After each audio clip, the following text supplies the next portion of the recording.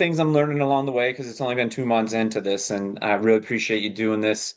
Oh, Thank cool. thank you so much. I don't know if you probably don't remember, but we met I back in 2019 um, Okay. at the Earth Day 50K. Okay. So I had on Brandon Bartz. I don't know if you remember that name, but Brandon Yeah, I Bartz. remember. I know Brandon. Yeah, he Yeah. used to So have the CrossFit gym. yep, yep. Yeah. So there was another couple that came with us. It was Kyle Dietz and his wife Kelly. And Kyle had this was like his first kind of race, I'll call it. He had a brain tumor, like the size of a Yeah. softball, like in his behind his eye. And so this was a that was a pretty cool experience. But that was where I met you. And Oh, wow. yeah, Did you, now it's coming back to me. Did you give me the idea of Last Ass on the Trail for no, an I don't think award? no, I Oh, don't okay. think I was so. thinking that we had a conversation and at that race. But yeah, I remember the four of you actually being there because of course that I was wondering how he's doing. How is him and his wife doing? Yeah, I mean, he's doing all right. I think what, I mean, I can't speak for him, but I've talked to him and I'm friends with him. And I think what he struggles with now is that so his vision is all messed up and Hmm. he can't see on the trail. Like if we're running on the road and there's no potholes and stuff like that, he can kind of get a good feel for the road. But his thing was trails and he was such a good Yeah. runner on the trails. Oh So yeah. it's funny, we just did, that Wausau Limitless. Oh, I was there. You were at this year? Yeah, I was. I take Really? the pre-race photos every year. Really? Holy Yeah. So smokes. did you do the pre-race photo? Well, okay, that's a great question. And I'll just defer to the people I were with were saying that it was stupid. And I'm like, look, why not? But I didn't because we were setting up, we had a tent and we were trying to get set up. I was nervous. I was really Yeah. nervous. I kind of just grabbed my number and was like, let's just go get set up. And remember how wet it was and all that kind of stuff. It was, man, I'll tell you, it was a mistake to not train that way. Yeah. Like I How'd you saw that you do? did. Well, I don't want to talk about me, but it was I already signed up for two more because I was so mad about the way I ran it, the way we trained, and how disappointed I was in I'll call it quitting. But I did 7 loops, which was like 29 miles. 7 hours on that course is ridiculous. That Yeah. course was insane. I I saw that you did it. You did it in 23, I think 2023. You did the two Yeah, yeah, laps. I did the two laps. It was really super fun. I actually told somebody I would sign up with them next year to do the limitedness, however you say it one. Yeah. And but yeah, I had that was really fun when I did. I mean, there needs to be more short races. It was so fun to run a fast race, to try to run fast. I'm like, I don't know if I can go this fast, but I'm just gonna run as fast as I can. And if I blow up, it's only two laps. And then, like, right towards the end of the race, I could hear that there was somebody catching up to me. And I was really Oh, struggling on that rocky downhill that's like oh towards the yeah. end because I Yeah. can't see that well either. As you get older, that becomes a problem.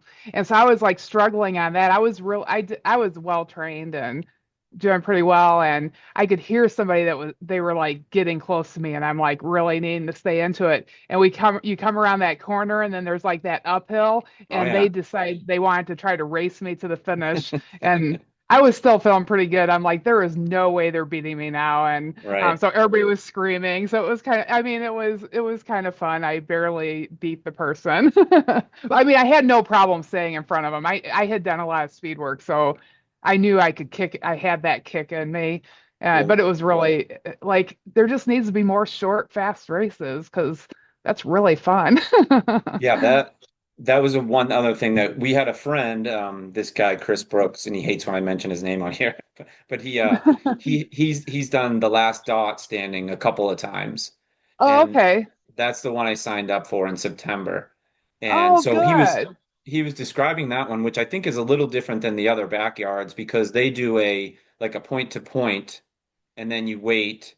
and then you come back to the same point. So it's like two aid stations instead of, a 4 mile loop. So Yeah. that's going to be a little different.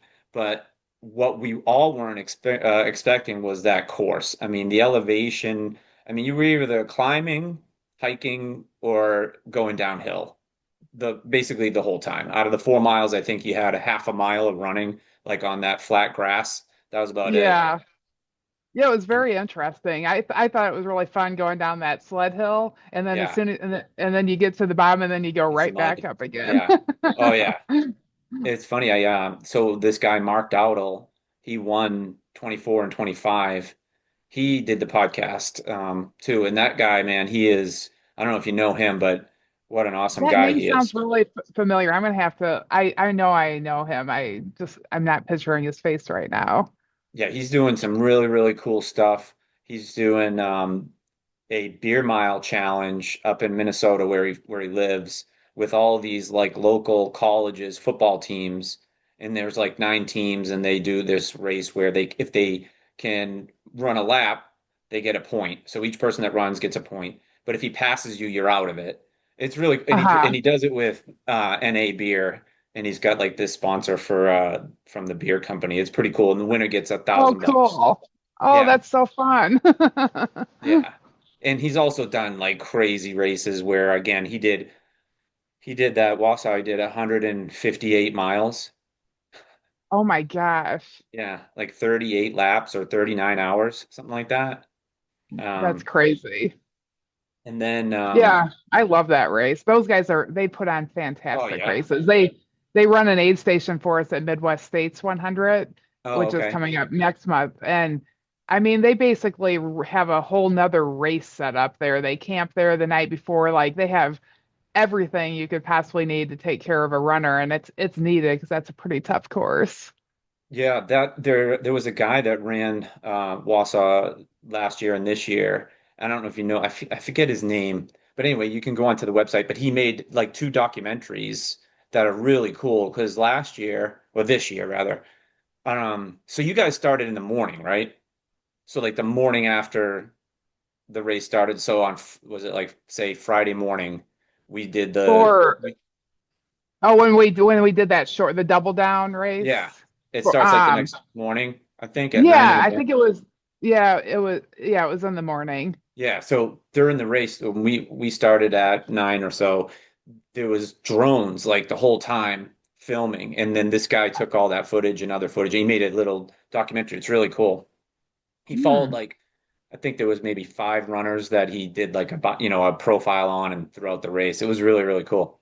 Some cool Oh, footage. that's cool. I'm gonna have to look that up. I haven't Yeah, seen that. it's crazy. Like a lot of people will say, "Hey, we hear you guys talking about these races, but we don't get to see what they're like." And I took pictures at the Limitless, and you can't tell like how steep a hill is by taking a picture of it. Yeah.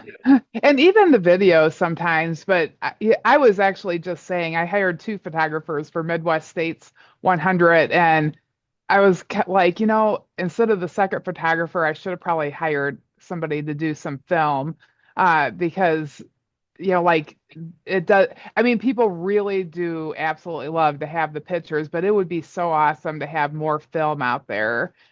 You, I need to look for some people that are doing that in the area.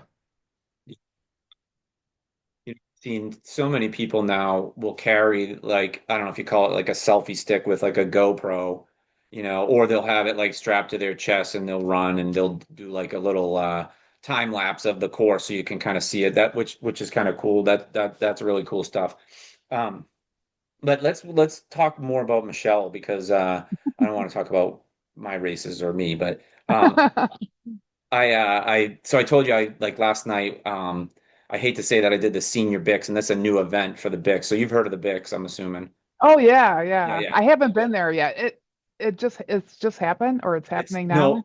So this Uh, is the week it happened. So like, I had Michelle Juring, and she said, "Hey, you should have on Michele Hartwig." I was like, "Okay," but so they added a senior Bix, and what it is they wanted to kind of give the people that are over 50 now. a chance that if they can't run the 7 mile race anymore, because that course is just ridiculous. It's always Uh-huh. super hot. It's all hills up and down the whole way, 3 out, 3 and a half out, 3.5 back. But so they said, all right, let's do this 2 mile. So every year since last year was the first year, it's last night you do 2 miles and you can run it or walk it. And there was like 1,000 people that did it last. Cool. Yeah.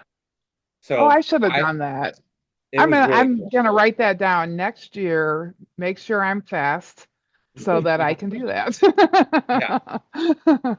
Uh, so we've been running and I'm kind of in that mode of long distance, slow, kind of just, doing some maintenance miles during the week and then long runs for this last dot. So speed isn't in my repertoire right now. And last night, it was hot, it was humid, and there was some fast guys there and gals, that pushed the pace. I just wasn't ready Oh for that. yeah. Oh yeah. In the 50s, they can still run really fast. But you just want to do the best for you. I mean, I don't care if I'm competitive. I just like to know I was trained up to do the best I could.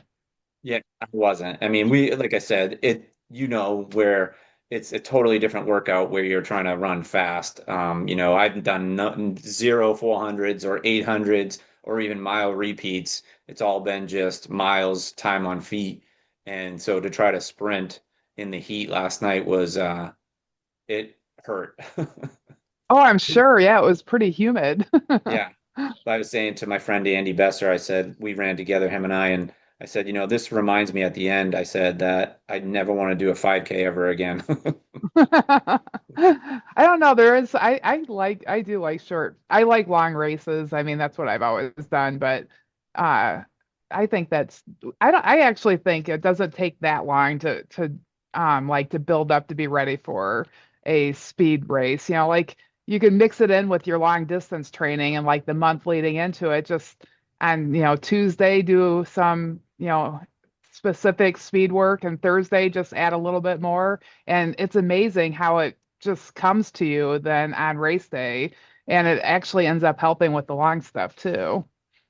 100%. It's just that I was never fast to begin with. So it's Well, yeah, I mean me neither, but it's just but it's nice to feel like you were to know you getting faster. It helps your long easy be faster and more comfortable. yeah, it definitely does. The other thing it did to me was so I woke up this morning and I was like, oh man, my knee hurts, from sprinting. So Yeah. as you get older, it's a little bit more about recovery. Yeah, So definitely. So tell me a little bit about how you got into. I think it looked like I looked up on ultra sign up. I think you started ultra running later in life. Like most people I Yeah. talk to that run ultras, they started at 40 or whatever year old. How did you get involved in it? Well, I was getting ready to turn 40 and decided I wasn't quite 40 yet, but my brother was doing a marathon, and Hmm. I'm like, well, if he can do a marathon, I guess I'm supposed to do something big because I'm turning 40. I'll sign up for a marathon, but I literally had never ran, period, like nothing. I mean, it wasn't like I wasn't athletic. I went to the health club all the time. I took all the classes, just, socially was active with people.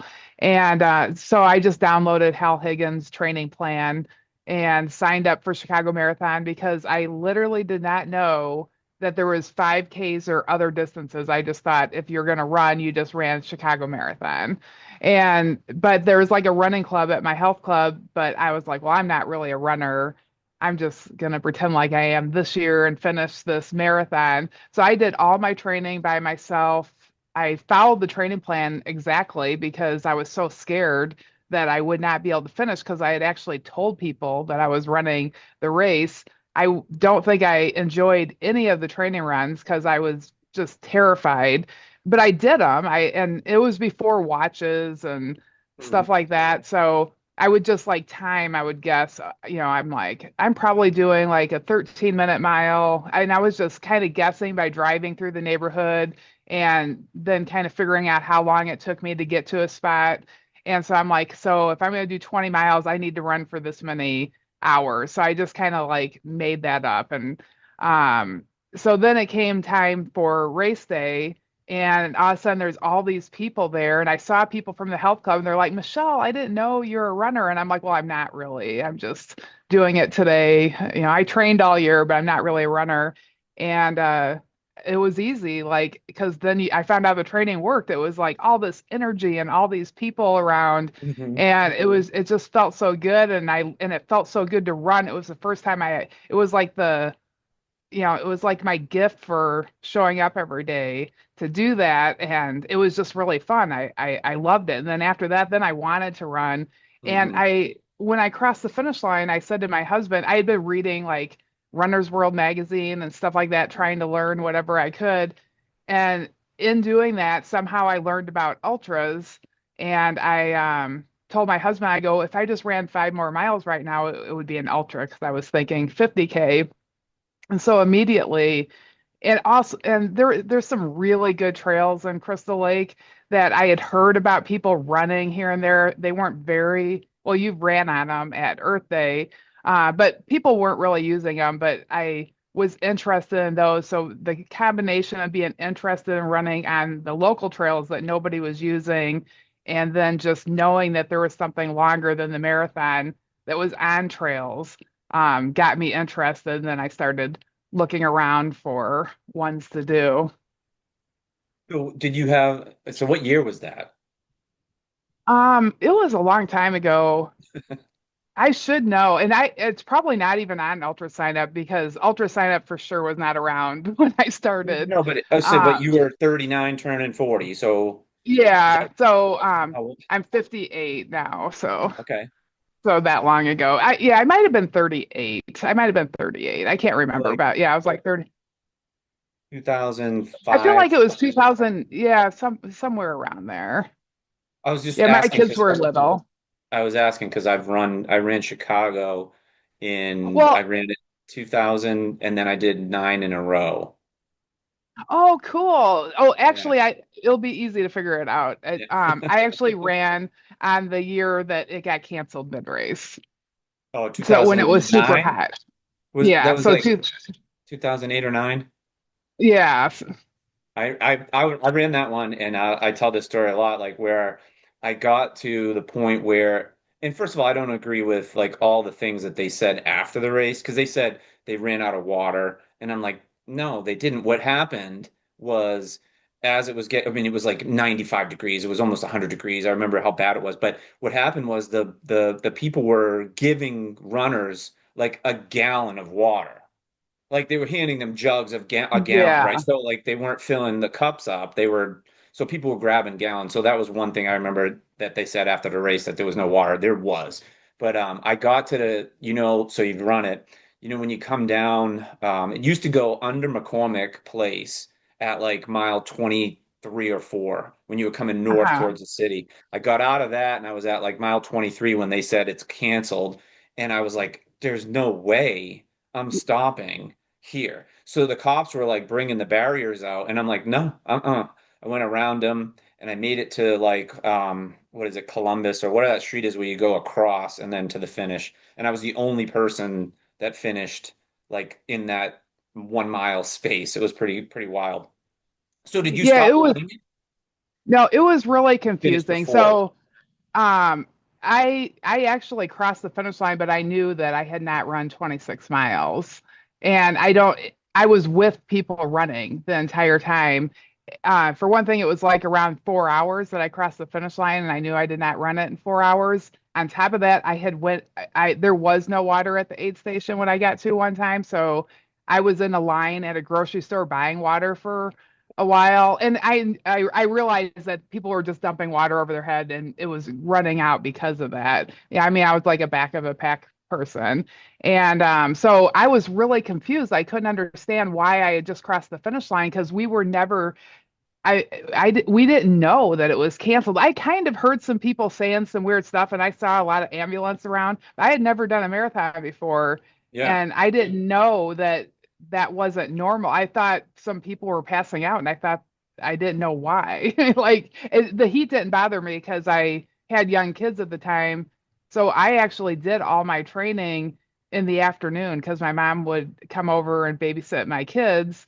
And so like at, 1 o'clock in the afternoon, I'd start running.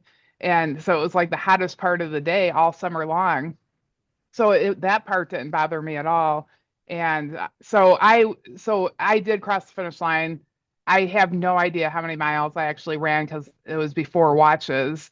I just had a time. And so then I went and did Indiana Marathon like 2 weeks later Oh, and wow.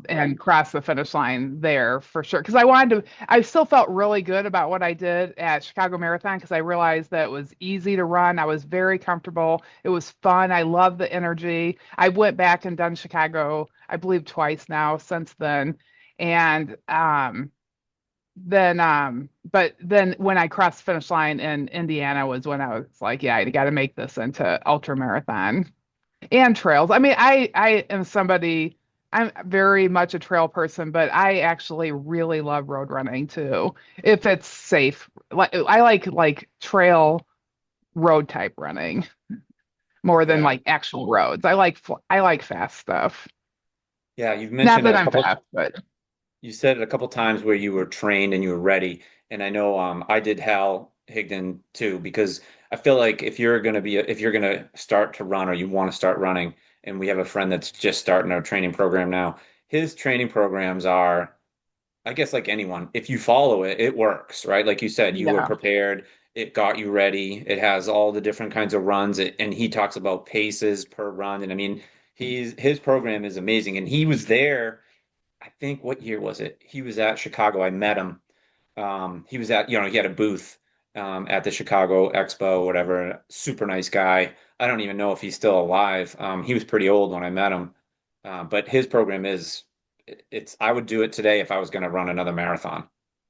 Yeah, it's really good. I mean, I've over the years I've gotten off track at times and to get back on tracks. And I'm trained now as a running coach. I don't do that actually, but I've done the classes for it. But having somebody else tell you is really helpful. And I'll just download his stuff to kind of help me get me back on track because it's very well laid out. Yeah. That's cool. But so let me back up just a little bit. So you decide because your brother's running the Chicago Marathon. But did you have like what was your background growing up? Were you athletic? Did you do any sports or anything? I mean, yeah, I was fair. I mean, I was kind of athletic. Like as a kid, I did softball, basketball, volleyball. Uh, I, you know, I never running. One of my friends I remember asked me to join track with her, and like we ran around. One time I'm like, yeah, this is not for me. Like I Right. don't. This was not fun, and I just didn't think I knew how to. I just, like I didn't understand it, and you just got to learn pacing. I think anybody can love it. Even when I decided I was doing Chicago Marathon, I'm like, okay, here I'm going for a run. And I just took off and started running really fast and made it past like two houses. And I'm like, well, we're gonna have to figure something else out. But I mean, I took like, like I did some weightlifting classes, just like very typical gym membership stuff where you take an hour class and you do yoga or body pump and Hmm. step class. I did step classes. I had a tape in my house. So just like I like to stay fit and Hmm. and I had fun. I really, really like doing that kind of stuff too. But running definitely wasn't one of it. But I guess I was pretty active. Yeah, it's unbelievable how many people that I talk to that they weren't runners in high school or college or anything, and then they picked it up later in life. And what's interesting about it is that how passionate they become about it and how I would say almost like obsessed with it a little bit, that it drives you. It's, you set the goals and now it's like, what's the next thing? And here we are. I'm 57 and you're 58 and we're talking about doing other ultras, and I think Yeah. that's really cool. Um, so then you did that, you did the Indiana. Then what was the first trail race you did? Well, the first trail, well, I mean, it's kind of a trail. It is a trail. I did it's called oh, why am I forgetting? Howl at the Moon 8 hour race. Uh I did that and I did 42 miles, and I was like, oh, well, maybe I should do 50. I find a 50-mile race instead because I'm like, heck, I was almost to 50 miles. If I could do 42, I can do 50 miles.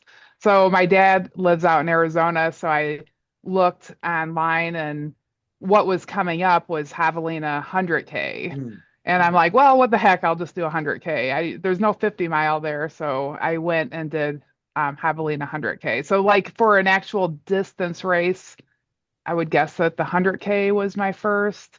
Um, I might have done before that though. I may have done. There was a race. I forgot what it's called. It's like in Missouri. I might have done a 50K in Missouri as a training run. Something like Bear, something. I forgot what it Okay. was called. Yeah. I think I might have done a training run there. But the race I was actually training for was Javelina. Okay. So what's funny is like a lot of people I see on Instagram or on social media, they'll put like I'm gonna run a 10K marathon. And so like people get so mad at them and the comments are unbelievable. But just for people's knowledge, right? I think that the definition of an ultra is anything longer than a marathon, right? So a marathon is 26.2, then ultra would be if you did 29 miles.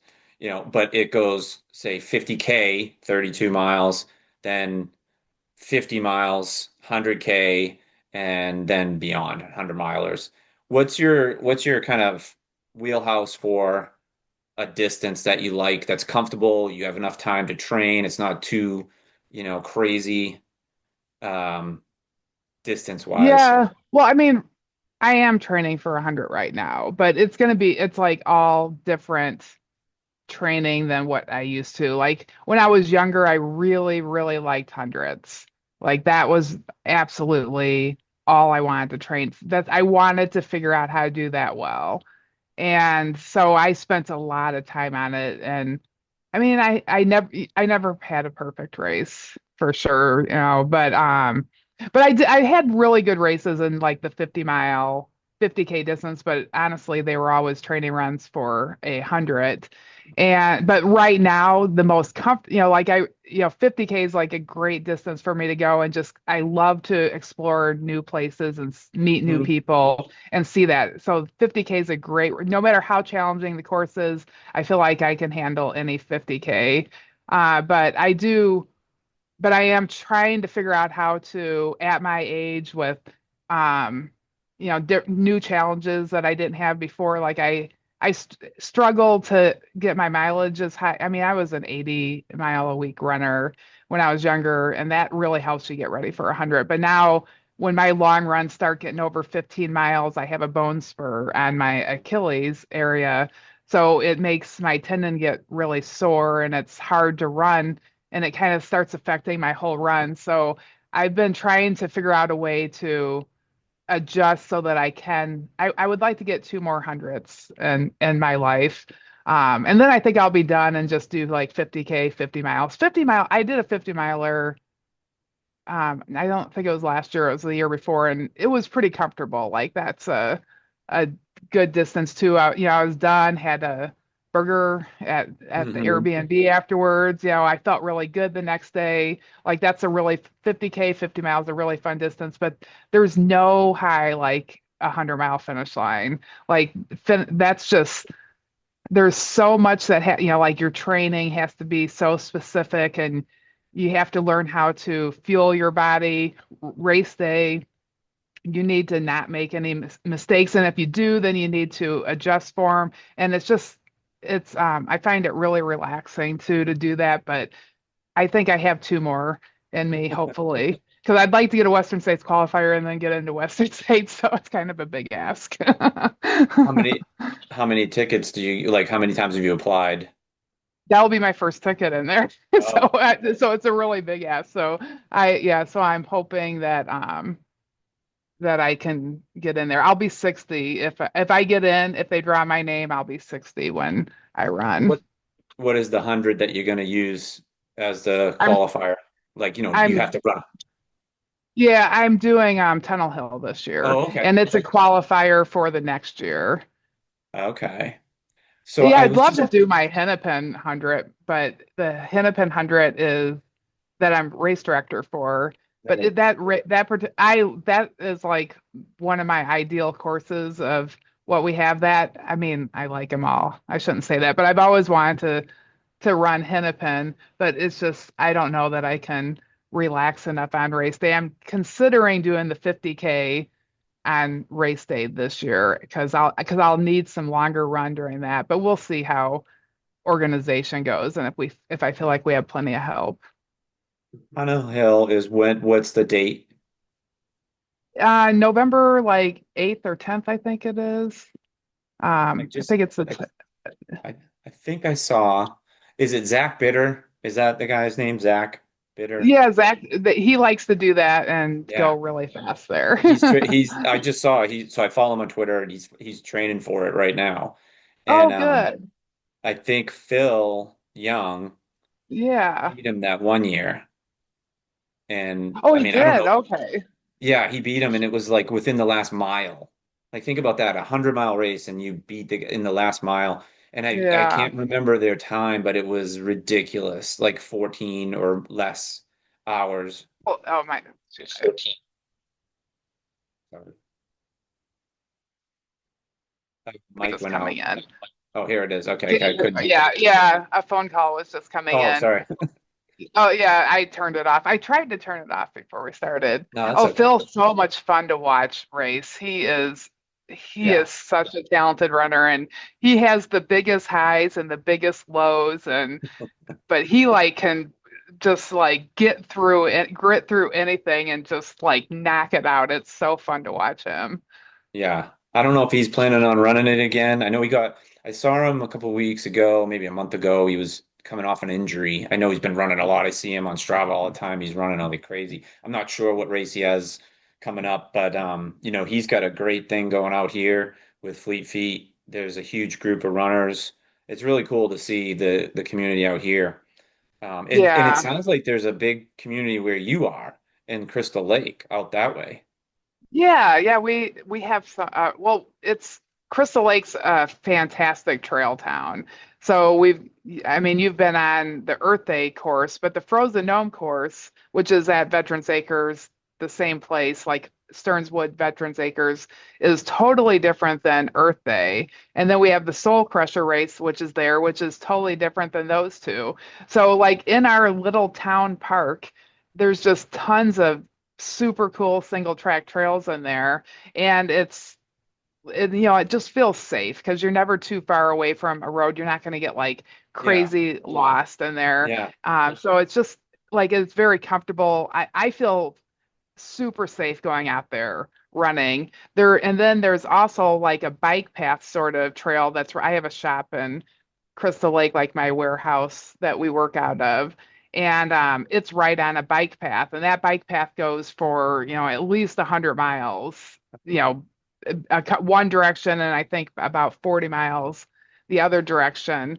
And so that's really fun to go out on. And then directly across the street from my shop is Three Oaks, and there's a lake over there, and there's more like a crushed gravel. They're finishing up the loop that goes all the way around that lake, and that's beautiful, just crystal blue, beautiful water that you get to run by. So, we just have, and then there's another lake in town that you can run around. We just have a lot of it's a great running town. And it's funny. There was two things I remember about the Earth Day course. There was where you went out down that hill and you went around through the parking lot and then up the hill and whatever. But then you got to that point where there was that loop inside it. Like Uh-huh. there was a guy on volunteer that was like he was sitting there so that you made sure you went the right way every time. And I just remember you go 5 times, and I just remember seeing him every time, and I was like, oh my God, we got to do this one little loop again. That part I remember, and then the part where you kind of come out of the woods a little bit and you go by like the ball field almost like on the Yeah. way in. And I just remember those two parts of the race. I was just like, oh man, we got to I do this think by again. the ball field is really hard Yeah. myself too. Yeah, yeah, especially coming out of the woods there. It just feels like I mean it actually is fairly long. I think it's over a half a mile Yeah. in that area. So and it feels like you're almost there. So I think that makes it feel like you're like, why am I not there yet? Yeah. And you can kind of see you through the woods, you can kind of see the area around it. You're like, oh man, it's almost like looking at a switchback on a mountain. Yeah. But it was, I'll tell you that, I mean, that was an awesome course. And we'll talk, that's what I want to about next is about how you became a race director of a race you've run, right? I think you ran Kettle Moraine before you became the race director, and you're the race I have, director. yeah. Yeah. So how did that happen? For the Kettle Moraine race. Well, just in Uh, becoming the race director in general. Like what did so you went from running a marathon, right? Not a 5K or 10K, just a marathon, then to ultra, to now you're a race director with a really cool race organization, I think. It's probably one of the coolest. I think I love the most about it is the logo. oh, thank you. Yeah, ornery mule racing Yeah. is fun. We're stubborn and Yeah. tough runners that like to have fun. Yeah, so well, like I started the race. I mean, it was a passion project. So I just basically started because I wanted to invite people to run trails. And I like to have something to look forward to. So I created races on the trails that I loved in the styles of races that I like to do during times of the year that I wanted there to be, that I felt like there needed to be a race. So I started with that. And then Kettle was a race that I always loved training for. I love running on those trails. And Ice Age 50, honestly, was always kind of the more popular race. And I remember always thinking that I really liked Kettle course so much, like was my favorite course over Ice Age. Ice Age is a fantastic race and the full 50 is awesome, but I always really loved, especially the Kettle 100K course. I just think that's my favorite trails in Wisconsin until I found Midwest states too. But so Jason and Timo, who were the old RDs that I really admired, like when I was considering running ultras, I was injured and I decided I was going to go up and watch Kettle 100 and I had a bike route I was going to bike so that I could exercise. And Timo was like, "Hey, I'm so glad you're here." And I'm like, turn around like and he's like he was talking to me and he didn't know me. He was just like super duper friendly. And then all day he's like, "Oh, you're riding your bike to aid stations." And I remember I rode out to Emma Carlin aid station and it was getting kind of stormy looking and a cop pulled in and he said he goes, "Well, just so you guys know, there's a tornado right down the Oh, road." geez. And and everybody's like, and I'm on a bike, and everybody's like, "Okay," like they didn't care at all. Like they just went on with their business. I'm like, man, these guys are way different than anybody I've ever met. And I still had to bike back to the start, and I took off there. But it was just a really welcoming experience. It was really easy to get to know people. So that's probably where my love for that race started. And then one day on Facebook, I saw that on the Kettle page, they wrote that Timo and Jason said, that they were wanting to retire and were curious if anybody would be interested in taking over as RD or purchasing the race. And I told my husband, I'm like, I can do that. Like, like I think I should do that. Like, I love that race.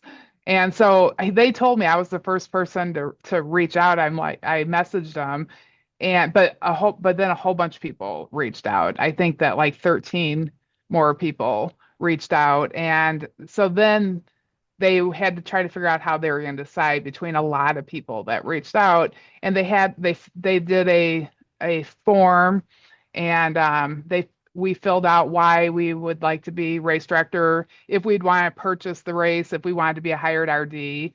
I said that I would want to purchase the race because, and mainly because I'm just very creative. I want to like come up with an idea and I want to run with it. I can't Mm. be asking for permission or I Yeah. don't work on budgets. I'm just like, whatever is going to make the coolest race, that's just what I'm Yeah. buying. Like I have zero, like I do not budget. I just create fantastic races. So I definitely did not want to work for anybody. And so not that they're not fantastic, but that was my reasoning. And so then and they had a price that they said that they were told that it would be worth. And and I was like, well, I'm just gonna have to beg to pay over years if they choose me. And then Temo called me and said that they chose me and he wanted to come over. He said, I'm retired. I can come over and see you. I'm like, well, you need to bring all your paperwork. I need to get an attorney. And I'm like, I need to know how much you spent on stuff. I didn't know what I was saying. I just wanted Right. to make sure I was paying the right amount of money. And so he just brings like a piece of paper and he's like, t-shirts were this much, water was this much. And it was pretty simple and it wasn't everything that you really need for the race. And I'm like, well, I think I need a little more detail than that. And he goes, and he's like, why? And I'm like, because I want to make sure I'm paying the right amount of money for the race. He goes, no, Michelle, we decided we're gifting you the race. Wow. So, Holy so, smokes. so, so that was really super Oh, generous. They wow. just it was very I bought it for $1 and they they knew that I would keep giving to Ice Age Trail Alliance, which they had been doing for many years. So I continued to do that and it was so nice because then I was able to spend money on stuff that kind of helped the race. Like I bought a Mhm. bunch of new signs and like there was stuff. It needed a new website, and there was just a lot of work that needed to be done. They were 100% volunteer doing it, and they never made profit on it whatsoever. All of their proceeds always went to the Ice Age Trail Alliance, and I just kind of like spruced it up, I suppose, a little Yeah. bit, and I would not have been able to do that had they. I mean, I would have done it eventually, but it would have taken a while. Yeah, that's another one where I feel like in the day like now with social media and everything like that, and everything's really about like marketing. That's a really cool logo too. I mean, your ornery mule one is really cool, but that kettle is a cool logo. We have a friend, this kid, Rich Russell. He he moved out to the Quad Cities. I can't remember what year it was. Let's say like 2019 or 2020. But anyway, he was a big runner from New Jersey. He was living in Montana, but he moved here. Long story, but he ran it 3 years ago. He did the 100, and a couple other buddies went up there and paced him or crewed for him or whatever. But uh, Yeah. he's he's done that one, and I remember he came. He wears that hat all the time, that from the race, and it's a cool Yeah. hat. Oh, yeah, it's probably that dark blue one I'm thinking. Yeah, And it's it got has like the owl. Is the it an owl owl? like on the Yep. bill. Yeah, Yeah. that's pretty I cool. should I should remake that hat. A lot of people like that one. So from the Quad Cities, Leslie Mitchell's the one that designed that particular logo. And I wanted to really, I mean, because the history and kettle is extremely important to me. And Jason and Timo and also the Setness family. So the Setness family actually is the one that started that race, and they had it for like 2 or 3 years. They're both really talented runners, and they still come to the race every single year. But they didn't want to. It's a lot of work to put on 100 miles, and so they didn't want to continue doing it. So Jason and Timo stepped up to do it. So they did it for 18 years. But so I just it's really important to keep all that history. Like I try, I have to work with DNR, so I will have Yep. to make course changes as they want us to. But I want to keep the course as close to what they built as possible. And they had an owl in the logo, and they that like rectangle with the like triangles on the end on the bottom was in theirs. So I had asked Leslie to kind of keep the spirit of the logo Mm, that they had, but then to bring it into, like more modern colors and feel. yeah. And she nailed it. It'd be interesting to show people what it was to what she did and remind them because they may have forgot what the old logo looked like by now. Yeah, no, it's a cool one. And so now what year was it that you took over as RD for that? In 2019. 2019. So then Yeah.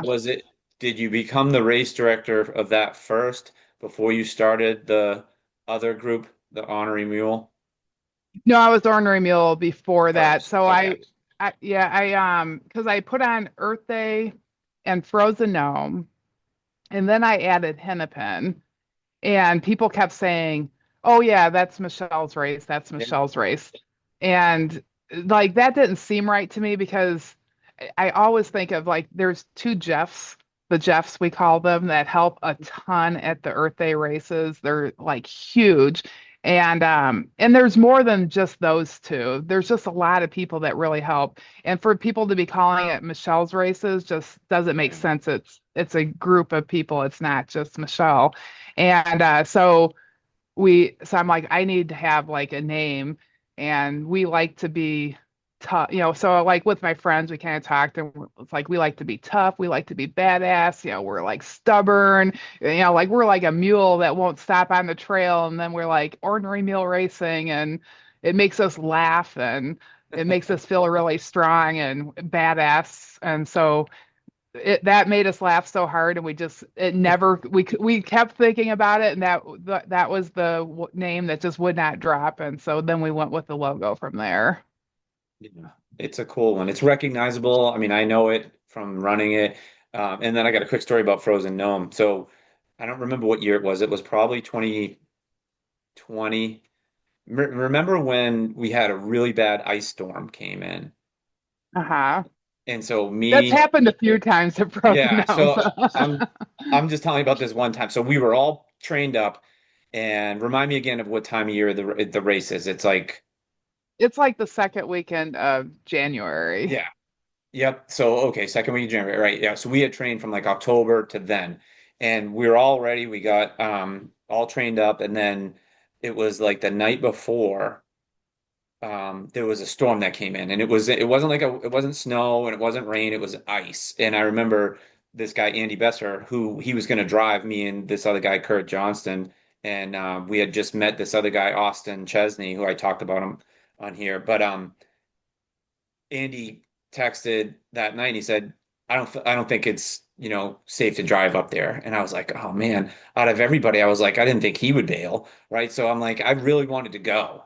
And I was all trained and ready to go, but we didn't go. But Austin, our friend who we just met, and he was training for what he eventually did 2 years later, which was Leadville, he went by himself.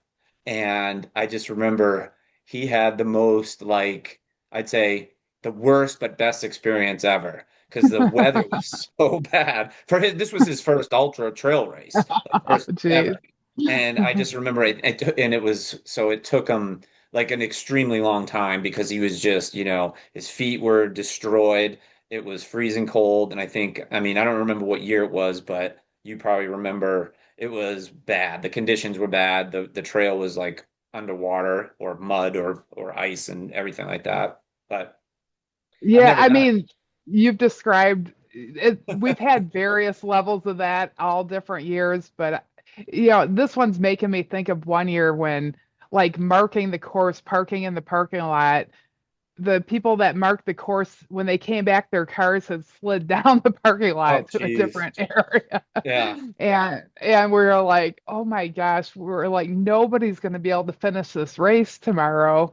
And somehow they still did. And some people did it still extremely fast, and we could not figure out how they could do it. But honestly, like in bad weather at Frozen Dome, the park is absolutely, you can't be there before or after dark. Like, we can't have an event there. So our cutoff is based on the amount of daylight Yeah. there is. So we start at 7:45 a.m., 15 minutes early, just to give everybody that extra 15 minutes. So in order to be able to finish that 50K, like, like if you finish the 50K, you're probably a pretty fast runner, especially on a bad weather year. So like your friend, no matter how long it took, that it shows that they were a very strong runner to be able to finish that. I think it was so crazy because he went by himself, he did it, and I think it was like it almost ruined him from this is what it's going to be like for the for to go further, like to do 100 miler, which is what he was training for. But I remember I think he either I don't remember how, but I think we got t-shirts. Did you mail out t-shirts? Did you? Like I just remember maybe he had one. Um, Yeah, I mean I don't there remember. has if people buy hats a lot of times That's what after I the think race it was. I'll mail everybody the hat that they bought.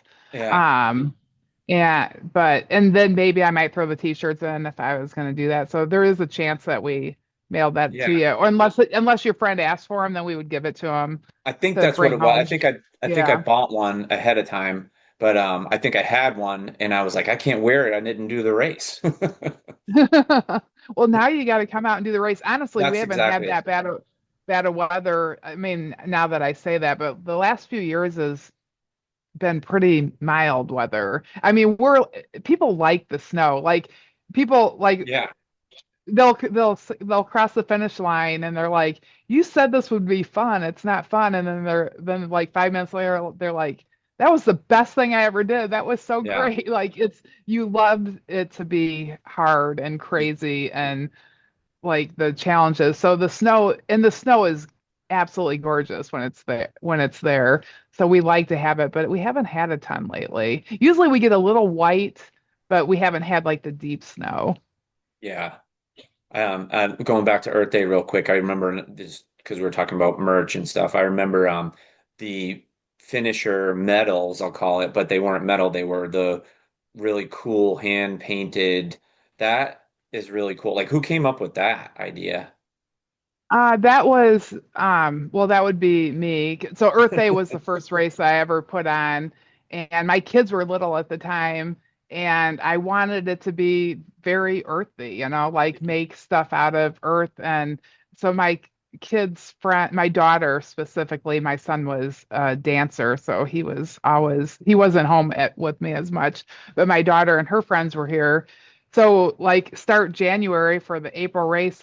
I got this wood out, and it's like, okay, let's paint metals today. So we would just sit in the living room and we'd paint metals. And now her friends are in their upper 20s, and they'll still come to my shop Wow. and paint till like midnight. And Oh their my, metals now are like they're like pieces of art that you could yeah, sell for $50. Like, yeah, but when they were young, you saw them grow, and they've been doing them ever since then. And yeah, that was so kind of it was like a little sweatshop I had going yeah, on right. of kids making metals, but Yeah, they liked it so much they keep coming back. And but we also work with like the Girl Scouts. They can earn a ornery mule patch. They come to the shop and we'll have like a little party. And the best awesome. part of the party is we bring them some ice cream and stuff like that, and they Yeah, paint and have fun. And then we also have grown-up parties sometimes where we paint. So it's just like a whole bunch of people work on it, but it did start with my daughter and her well, friends. that's really cool. And do you still do it where I remember you got to pick your medal or your Yeah, we actually so we put them all out and we kind Mhm. of box them up into, we look at them and go, okay, here's a bunch of really elaborate ones. Here's a bunch of really kiddish looking ones and just kind of mix it and then like put them out like every hour, bring it out so that like all the most elaborate ones are I mean, and it's not even that the most elaborate ones are the ones that everybody chooses because a lot of times people really like the very kid Yeah. ones that are Yep. that like is clearly a tree of a kid like looking at a tree and where the top is like really small because that's the Yeah. way they see a tree. And so but we do kind of try to mix it up and put it out. We can kind of tell which ones people are going to be really excited about because we don't want the last people to just be getting, whatever's Yeah, left yeah, over. yeah, yeah. But Yeah. yeah. That makes sense. It's interesting because like I think as a runner and as like just say like a participant in one of your races, I'll say it's amazing to hear and like when I was talking with the other Michelle about all of the stuff that you just not that as a participant you take it for granted, but you just don't know all the stuff that went into putting on the race. You go into it just knowing it's a 50K and here's the course and is there an aid station, right? Like as a participant, I'm saying. And Yeah. I respect the fact that all of that work gets done. I've kind of run events at when I was in the corporate world, and I know what like goes on behind the scenes as like the details of what we're talking about now with like the medals or the the awards, like the Wausau one. I don't know what you get for 2 laps. You probably get the same thing, but that hand carved, like Yeah. wooden, that's another cool thing that what I'm getting to the point is that to get people to come to your races, it's more than the course and the distance. It's the experience, right? The overall experience, the merch, all that kind of stuff. I think that's what gets people excited. At least it does for me anyway. You know, um, what are your thoughts on Yeah. that? Because there's so much that goes on behind the scenes.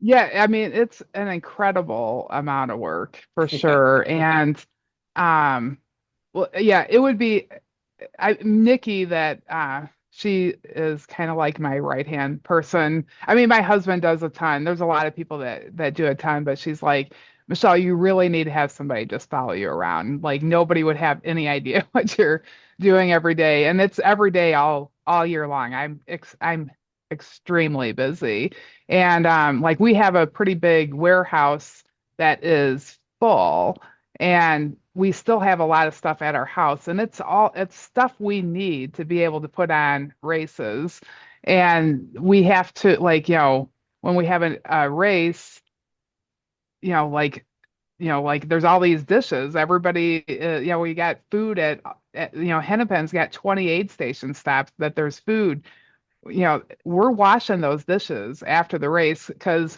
we also like we want everything to be extremely clean and sanitized. So, like, I mean, we're washing it, we're running it through sanitizing water. We're storing it in our house because we don't want it stored in a warehouse where a mouse might, because most warehouses will have, Yeah. might get a mouse. Our warehouse is not going to get a mouse. We're more of like an office building, but we do have like a two-story warehouse area. But yeah, there's just a lot of precautions that we take to make sure everything's extremely clean. So a huge part of my job is washing dishes, like a lot, and I never would have organizing thought stuff. that. Definitely wouldn't have And thought that. and I mean, and if I mean, my honestly, well, my husband, if he's listening to this, he's like, "You're not washing the dishes, I am," and but I feel like I am. He does them a lot, but and getting all, we have tubs and stuff. I mean, actually, I'm looking over. We're getting ready for Midwest States, and I'm in my living room, and we've got tubs, getting organized for that. And then a lot of the job I do is a lot of spreadsheet stuff because Yeah. the more organized that you are on a spreadsheet, and my husband does a lot of spreadsheet work too, the more organized you're going to be on race day. So, like, I mean, even like delivering to all the aid stations, like when we were young RDs, and my husband's a truck driver, so this definitely helps us. We got flat tire a couple times, probably because we had an overpacked trailer. So now we know how much everything weighs that's going into our trailer. So we have spreadsheets that have weights of everything that's going into these boxes that are now going onto these different trucks and trailers that are going around to aid stations. So, like, it's a lot more complicated than probably people think it. And we just grew into it just naturally. I naturally love the sport and the community. I'm not looking at the bottom line. I'm not looking at profit whatsoever. I'm just looking at having the best party that you could possibly have. And we still, are able to keep on doing it. And then my husband, he loves truck driving. He loves physical work and so he loves that part of it. And then my son works for us too. And then my daughter, she flies out. She's a airplane mechanic for American Airline. She lives in Arizona, but she flies out for our big races and helps with the deliveries too. But yeah, it's all of us. It ended up being a job. It should be my husband's full-time job, but he's still a truck driver. And is this so this is your full-time? Do you have another job or this is it? Yeah, this is my full-time job. I did have another job until I took over Kettle. Yeah. And then so that was 20 that was really funny. So it was 2019, took over Kettle. I'm like, I should quit my regular job because I was already overworked. It was ridiculous. I was, running Hennepin, Galena, Earth Day, and Frozen Gnome, and I was the sales manager for like 6 different states for all the different running stores for a bunch of brands. So like I would be like driving to all these stores and then pulling over, answering emails and country roads to people. And it was a little too much. And I'm like, Kettle definitely deserves to have my full-time attention for it to just be the best race that it can be. And then 2020 happened. So, but I survived. Yeah. Has so like if you think about way back when like even like when I started racing, it was like you filled out a paper application and you mailed it in, right? So do you think like through for the evolution of race, I'll say like participation, it's gotten a lot, maybe I wouldn't say easier, but like with technology, with like ultra sign up, and is there a part where it's become a little bit easier for you guys as race directors to put on the like even like the timing of the races, right? The timing companies and that kind of stuff. Has technology helped kind of make it a Yeah. little bit? I my first race actually was on Ultra Sign Up, and I'm a huge fan of Ultra Sign Up. I think it's a fantastically Yeah. easy platform to use, and Yep. their customer service is so good. The original owner did a great job, and the new owners they have more help and they do a fantastic job. So that's what, and they keep trying to make upgrades to make it better and easier and just and and if I don't understand something, they're really good at walking me through to help me figure it out. So I find that really super easy to work with. And then um like just figuring out who good business partners are has ended up making it easier. Because I've had timers that didn't care about my runners as much as I cared about my runners. Yeah. And so that wasn't a good experience. And Yep. so then now we absolutely love our timer so much. He's super busy and we begged him to come because I took over Des Plaines River Trail races last year and I purchased that race. And he couldn't do it because he's like really super booked and we begged him all last year and now he's doing that for us and we're just so happy. So like that makes my life easier having people I can trust. My metal guy that I've been working with probably since he's like definitely who I've been working with longer than anybody. I think it was like 2013. I had a couple races where I was like bouncing with different metal people.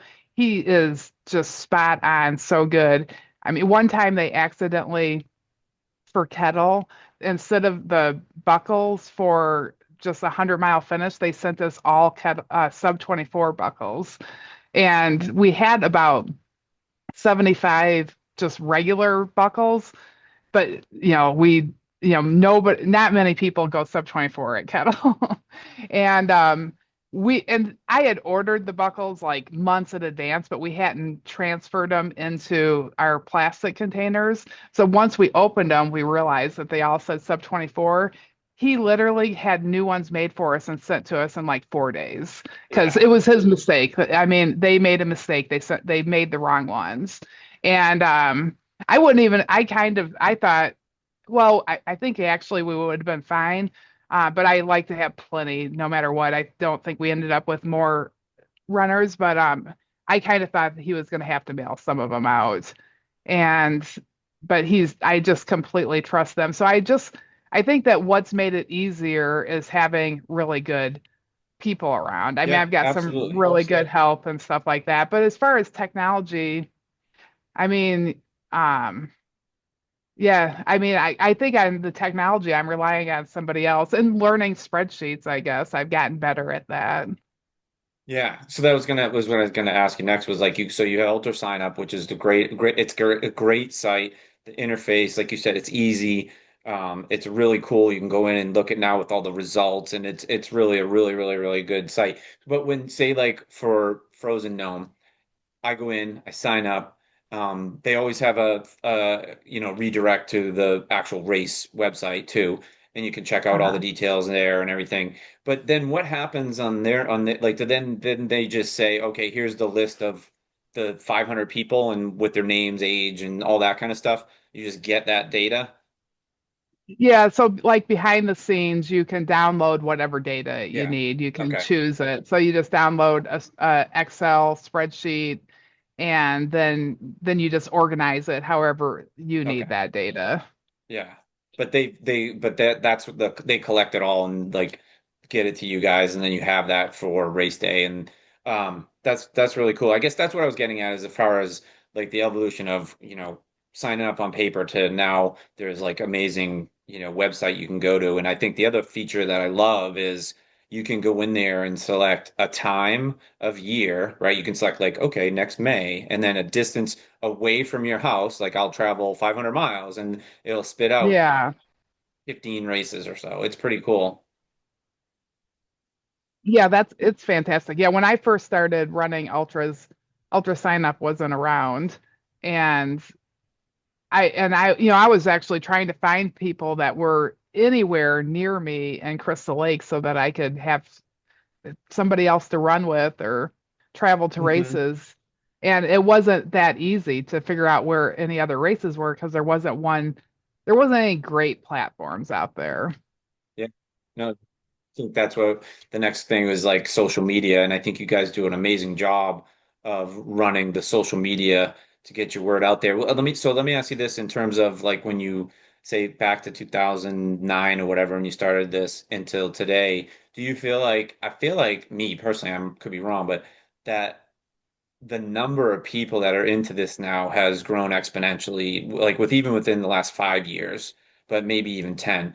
So one, do you feel like that's the same? And then two, um, what I notice now is happening, and it's always happened, but it seems like it's happening way more, is that it gets full right away. Like the race, there's a limit to how many runners you can have, and I feel like I'm on a wait list for like three different races. Yeah, I mean, the sport is for sure growing. My old job was I was a sales rep for like running brands at running Mhm. stores. And so I would have a sales manager and they're like, Michelle, you can't tell anybody you're a trail runner. You need to keep that out of the words that you say when you go in there because nobody cares about trail running. They're all road running, but it didn't matter. I still had a reputation as a trail runner. And I Mhm. remember running Central in Peoria. They were bringing in the shoes I was carrying, and the workers were all like, "Oh wow, we must be bringing in trail shoes because they're buying shoes from Michelle." But Yeah. they were buying road shoes actually from me. They didn't, you know, and but that was like the culture. Well, then now those same salespeople are like, "Hey, Michelle, can you come to the stores and tell them about trail running? Because now all these stores care about trail Yeah. running, and they Yep. didn't." So it is a very fast growing sport. And I mean, one difference too with trail running is it's ne I mean, I actually keep the races smaller. I mean, I could figure out ways to make the races be bigger and have more people out there, but I'm never looking at the bottom line. I'm looking at a great race experience. And you get a bunch of people like Hennepin for sure could probably get bigger. But and I grew it a little bit this year because it seemed to go really well. Last year we are sold out. It's wait list right now. But I'm going to different aid stations. I don't want, mom and dad to have to park 4 miles away to go see their kid. And it's a very stressful big deal for them. It's hard to be crew, and we want them to have a great race experience too. Honestly, most of it's crew that you're deciding on, like how you're going to, cap the race and Yeah. make it a good race experience for them. So that's one reason that the races are filling out because you can't really grow the races. I mean, you could, but I almost feel like it's a little irresponsible to do that. Yeah, I didn't, it's funny. I didn't think of it from that perspective until you said it. And then it clicked with me because I was talking with John DeDonker. I don't know if you know him, his name, but he's going for his ninth Leadville Trail 100 finish this year. And he said that, they capped the number of racers, and they've done that forever. But they now are capping in they're not allowing certain the crew to go to certain spots anymore because there's so many people. And I remember Yeah. when my friend Austin did it in 21, they were like only the Pacers can go to this aid station, two people, Yeah. like nobody else. And now they have a lottery for a spot at Twin Lakes in Leadville. And I'm like, oh my God, like that's, I get it, because of the logistics and the amount of cars and everything. And I think for Hennepin, you're right. Like, where are the people that are supporting, they're going to park, right? Like, if there's, how many runners are in Hennepin, like between Uh, all the races? about 550. Yeah. I, So I mean, multiple. it can go higher than that because the 50K can still grow. We're not sold out on the 50K. It's the 100 mile and 50 mile that we have to be a little more careful with. Yeah. And then they're out, and then you're out there for a long time, right? A day and at least. And I get it, right? So like each person probably has two or three other people, maybe two, at least one other person that's going to come there. So it's a lot of cars. I get it. Yeah, and you want the I mean, that's such an important part of the race is the crews being at the aid station. Like I mean, I can just get myself into thinking of pulling up to the aid stations at Hennepin and the crews just lining the course and everybody's so happy and runners are going through. I mean, it's a great experience right now, but it wouldn't be if it was really frustrating for those people to get there. So we got to find a balance on that. Yeah, there was huge frustration with people that they had at one point you could drive. So like in Leadville, it's a 50 out, 50 back. You could drive to this place called Winfield way back when in like 2016. And then they said no more people can drive out there. It used to take you like 2 hours to get out there. Now then they had a bus, a shuttle bus, and then the shuttle bus was getting screwed up and people weren't making it to their crew and blah blah blah. So I can totally understand it from a race director's perspective. It's like, look, it has to be safe, number one. You don't want to screw things up. So I'm assuming that there's like, have you had, this is my neck leading into the question of, I can only imagine that in today's world, I feel like there's a lot of great people out there, but then there's a lot of kind of shitty people, right? So has there been like, give me your worst case scenario story. You don't have to say names or anything, but like has there ever been Yeah. like a really bad, like just out of left field crazy, person that Uh, just got frustrated or mad or something? I don't know. Like I can't think of anything extremely horrible. Um, I got to think about Okay. this. Uh, I don't know. I honestly kind of feel like the trail community is we're in the Midwest here Yeah, that's is true. still pretty kind. Yeah. Um, and I feel like new people are coming into the sport and they're being taught by the veterans of how it works. Like, Yeah. we have like this sport isn't going to happen unless we keep taking care of each other. And, like, I just don't think that there's I mean, I've had like little bitty things where people might be aggravated, but I wouldn't call anything horrible, but I could be Yeah. wrong. I could think of one example where somebody was mad, like and this sounds like nothing, like, um, but somebody was mad because they went to sign up for the race and it was like the day later, so it was $10 more. Oh And so they God. wanted me to give them $10 because they had to Yeah. pay $10 more than what they had seen the day before. I'm like, well, it gets the price goes up. And I was with Keith Orand actually on the trail, and I go, I'm just gonna PayPal him $10. And he's like, that's not gonna be the last you heard of them. And so I PayPal'd them $10, and then they messaged me to tell me that they were charged like 19 cents for the PayPal charge and wanted that 19 cents. So I was so that was just kind of comical because Right. and Keith was I remember Keith telling me you shouldn't do that. That's like it says that the price goes up and he's like you're making a mistake and then it was just funny. But I'm trying to there probably has been. sometimes, but I just really can't think of them. No, that's okay. It's but one thing that you mentioned, and I feel like not a lot of people that if you're not in this, I'll call it community or sport, and it is definitely a sport because you have to train and it's competitive. It can get really competitive. I feel like it's comparable to like golf in a way of the competitiveness because it's a solo sport, right? Other than the fact that you need a crew, right, to support you, which you're running, right? You're the one that's doing the running. But I will say this, I've played baseball, football, all those sports and everything, and I've had on people that have done other sports. Like I just had on my friend Mark Ironfield, who's like a power lifter, and he's got like all these world records. But he talked about bodybuilding versus powerlifting, where the bodybuilding community was like very ego and like in for themselves. And I'll say like I'm not 100% throwing like shade on the road running world, but when you're training for 5K fast or a marathon, you have to have that mentality. It's almost like tunnel vision where you have to stay so focused on yourself and it's all about you and everything. And then when I got into the trail community and the ultra distance community, it was like a weight off your shoulders of the people are like the best people I've ever met.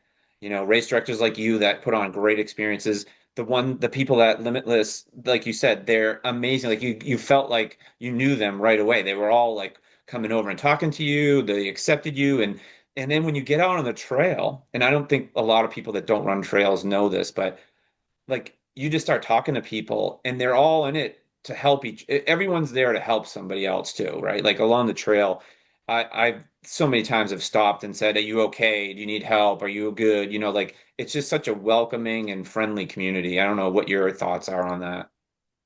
Yeah, I always feel bad that, like throwing shade on the road runners, but I mean that was my experience too, because I mean the health club, I hope I didn't say the name of the health club, it's not around anymore. But they had like a running club, and so I was learning how to run, so I showed up and they're like, oh, we're having a Christmas party, and I'm like, okay, and I really didn't know anybody, and I kind of felt like everybody's like looking me up and down. They're like, so how fast do you run a 5K? Yeah, Oh, and it was just kind of like it wasn't like, hi, how are you? You have yeah, kids? It was yeah, yeah, it yeah, was yeah, it was yeah, like judging me and like um I don't know. I didn't feel welcome at all. It was not a good experience. And then I remember going, they're like, "Oh yeah, we have a training run for, the marathon." So like I went and I was like, I don't remember, like the 9 minute pace group, and they were doing 8:30s, and we're yeah, running out in the middle of nowhere, and I have to keep up an 8:30 on a 20-mile run when I should not be doing that because otherwise I wouldn't have known my way back. So I kind of felt like, and that happens a lot, I mean, I kind of left that world because it just didn't I don't know if like they always ran faster than they said that they were going to run. I don't yeah. know, it was kind of like an ego, it was like a Yes, race, that's every what I'm single saying. run was a race. Right. Yeah, Whereas if you get like our group, if we get 5 to 10 people together on a Saturday long run in the trail, everyone's together and we're all yeah, talking and we're not pushing it. And there are people that if they are training for a race, it's totally different, right? It's totally different. But just maintenance miles, I feel like it's so more relaxing, I'll call it, right? It's more fun to do these races. And then the other thing I like instantly I don't ever want to run another road marathon ever again. I don't have that desire to do it just because when you get in the woods, it's like you get to be a kid again almost like you're playing out in the woods, right? You're out there, there's no cars. You're in you're in nature, the trees, the ground. It's pretty awesome. I think it's one of my favorite things oh to yeah, glad I got into. yeah, yeah, it's like dancing, I think of it as.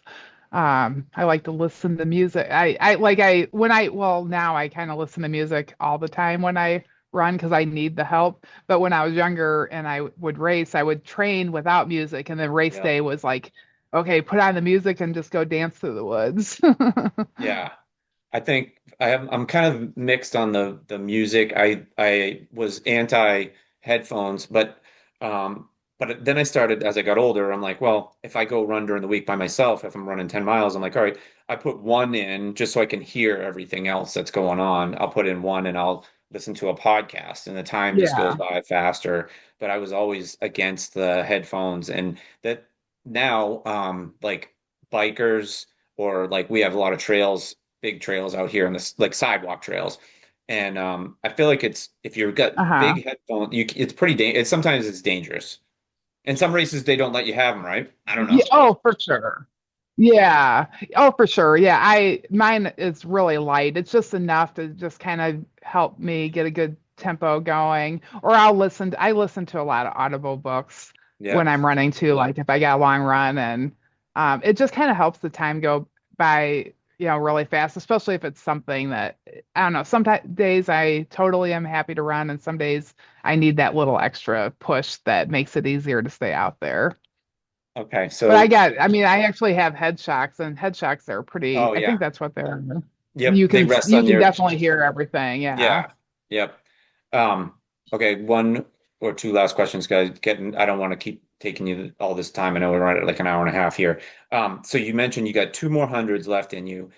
What one is Tunnel Hill, and then what's the next one? And what do you have like, is there just a finish goal or is this like a time goal thing or just a goal to Just, do? oh, absolutely just finish. Okay. I want, I just have my fingers crossed that I can get drawn for Western States. I know it's ridiculous because people try for a long Oh time yeah. to get in. But I don't really have a long time to try because I'm not going to be 70 years old and running Western States. But I figured this year, I think, and it'll be really hard. I really struggle at the high mileage right now because of this bone spur, and you can't really do anything about it. You just got to try not to let it get aggravated. And so I'm kind of experimenting with my training to see, like a plan that will make it to where I can do it. And Uh-huh. then if I get that qualifier, then I'll sign up and hopefully I can get drawn. And if I don't, then I'll reevaluate if I want to go do a qualifier again. I really would love to do Hennepin 100. I've always said that I wanted to do Hennepin 100, but I just don't know if I'm ever going to have enough help to feel comfortable running 100 miles at that course, wanting to make sure everything's No, going I get it. perfect all day long. Train the But I don't trainer know. now. Start. I have really good help, so we'll That's what I was gonna see. say. You got at some point, right? You can pass the torch, right? Just for one day. What about it? What is it about Western states? I mean, I can kind of guess, but I mean, it's the most iconic, I would say. But what is it? Is it that's the one you just want to do? Yeah, I go out there every year, and I've rode with Craig Thornley, the race director, 2 years, like the last 2 years, to on race day to Yeah. the different aid stations, and Wow. helped out at the finish line. And so I've got to see behind the scenes, which was blew me away. So like I was so nervous, like to be put in this position, and I'm going, oh my gosh, like this is a big fancy race. And I had been to the race before. I've paced from Forest Hill to almost to the second to last aid station, and then the guy's girlfriend did the rest.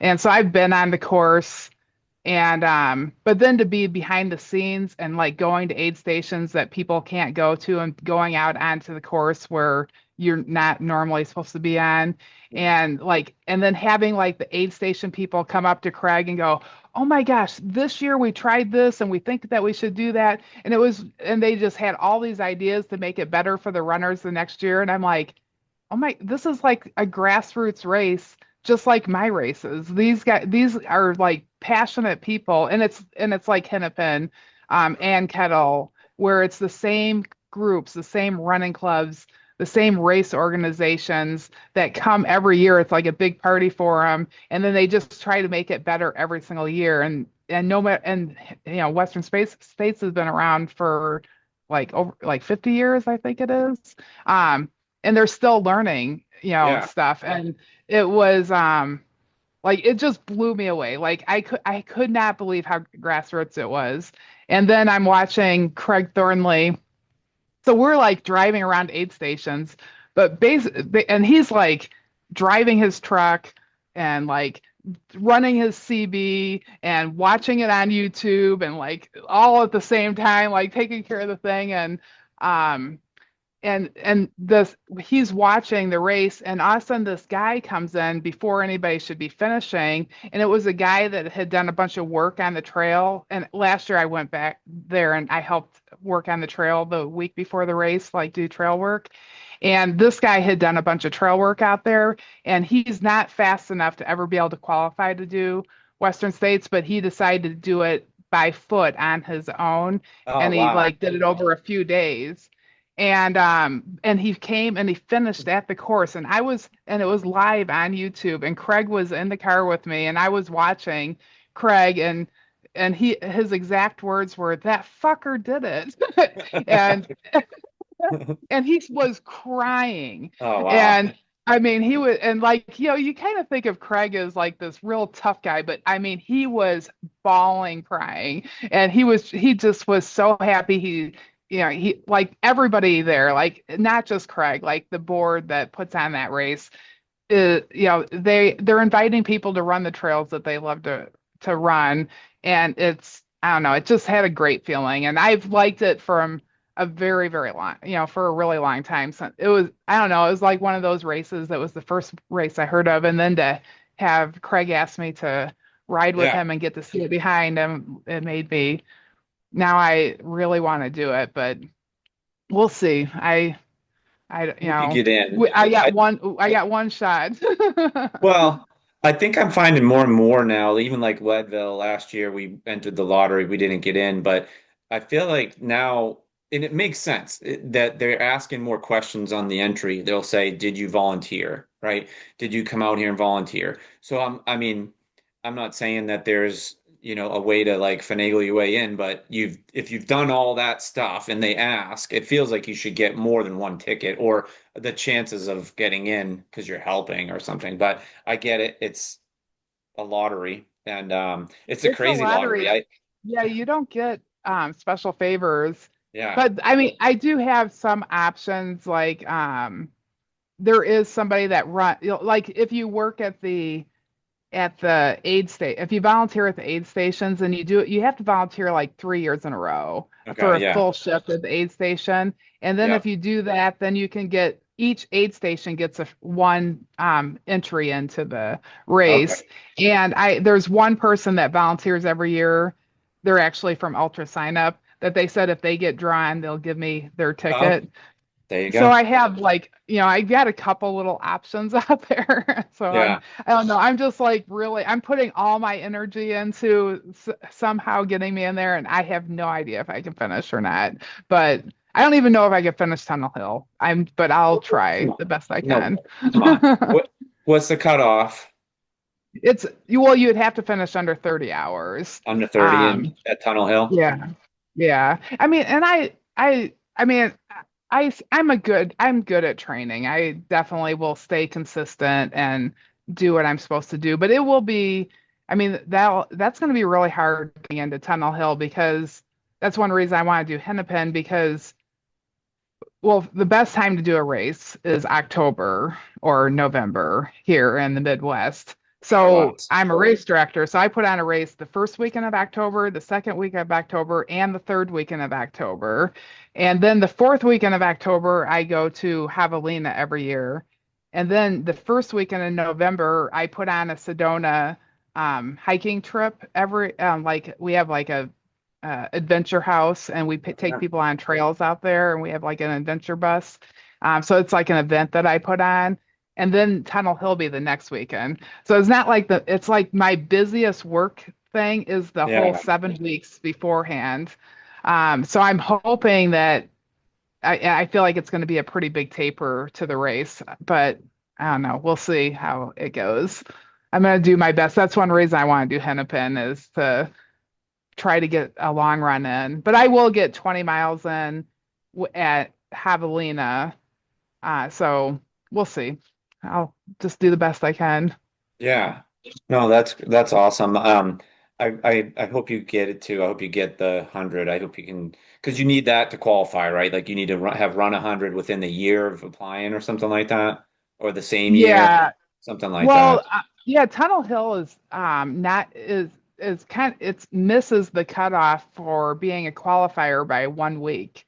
So I won't so it's not actually a qualifier till 2017 or 2027. And so I'll have to, but maybe that's good. That means I have to wait a whole nother year because otherwise it's like, a half a year away before you're running the next 100. And my body maybe needs a whole year of recovery. Like I need some time to recover and then build back up again to 100. So it might be good. I would kind of wish that I could apply for the next year, but there's just I don't I that's t I just don't there's no time for me to be able to do 100 before then that there's a qualifier because I'll be putting on races. Hennepin would if I could do Hennepin, it would be a qualifier for the next year. Mid states, is that what it's called? That's Midwest coming up. states. Midwest states is the next one. Yeah, I put that one on in August, but that one's not a Western States qualifier. No, I know, but that's Yeah. what I'm saying. For you though, this is what you're working on right now, and remind me, where's that one? That one's in Shigwamigan National Forest. And so basically, Shigwamigan National Forest is pretty much all of all of the upper part of Wisconsin. And but this part is just north of Wausau, actually, where you're Okay. at. It's at least an hour north of that. It might be a little farther than an hour north of that. And it's like Medford area is the basic area, and it's on most of the courses on the Ice Age Trail. Okay. And that's coming up next month. Yep, Okay. All right. that's a Well, beautiful course. I think you got me interested in because I think you said there's still spots for the Hennepin 50K. Yeah, yeah. I might have to sign up today because Well, I I've might got have to a run it too. well, I've got two DNSs and one DNF for that race, For what did you DNF? the 50K. Oh my gosh. No, the Yeah, 50 you miler. need to Sorry, the the 50 50 mile. miler. Okay. 50 miler. Yeah, Okay. you can have me on your podcast and I can tell you all about it, but it's a long Oh, story. It's good. it Oh, good. Yeah, well, let's do that. yeah, because I hate having the DNF. I don't mind it. I actually I don't I hate the DNS more than the DNF. I Just agree. I whatever happened, I can't remember, but registering and then not even going and not starting is worse than going and at least attempting it. But yeah. Oh, well, that'll be really fun. Um, yeah, I'll be trained. I mean, like that last dot is September 19th. Yeah, it's September 19th.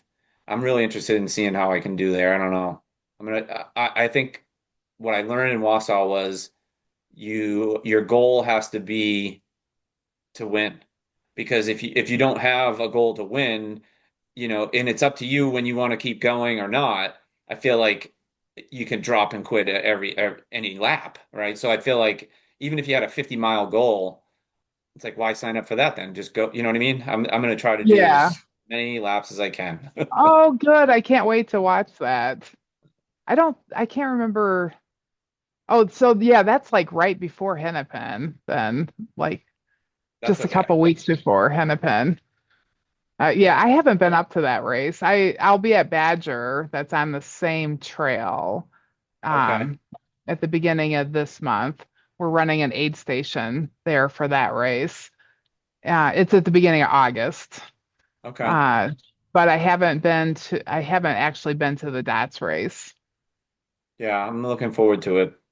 All right, well, I really appreciate you doing this. Thank you so much. I love hearing the stories about how people get started in ultra running or just running and then becoming a race director is amazing. I wish you nothing but success, and I am going to go and sign up for the 50K.